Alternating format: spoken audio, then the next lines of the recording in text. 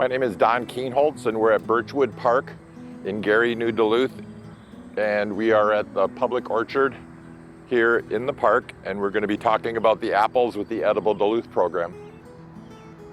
I've been a park maintenance worker with the City of Duluth for almost 20 years now, and about 12 years ago, our department had some ideas about how to utilize spaces in our park system that maybe were being underutilized. So we looked into the opportunities and the ideas of planting fruit trees and other edible plants in our park systems. So we started planting apple trees and some cherry trees in our parks across the city. There's presently 14 orchards from east to west. In this location, we have, I think, 3 varieties of apple trees. We have Sweet 16s and Honey Crisp and Wealthy. There was a lot of thought put into the planting of the apple varieties that went into each orchard for bloom time, because you need the apples to cross-pollinate each other so that trees that bloom at similar times so that the pollination would occur, as well as fruits that would bear and have different types of fruit in each orchard. The thought process behind the program was to create food for the public. They are public orchards. So we've got Wealthy and Sweet 16 and Honey Crisp in this orchard, which is located in Birchwood Park. All of the trees are tagged with the variety of the apple that you're picking. This variety here, which is really loaded, is a Wealthy. So you can see all the fruit on this tree that's just waiting to be picked.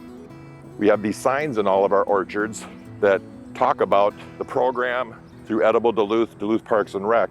So if you open up your camera app on your phone and then you scan the QRC code, it goes to the Edible Duluth City website. We were just looking at a Wealthy apple, so then you can tap on the variety Wealthy, and it talks about the variety of the fruit and the ripening. So this device is called a fruit picker, and we are going to be using it today to pick apples.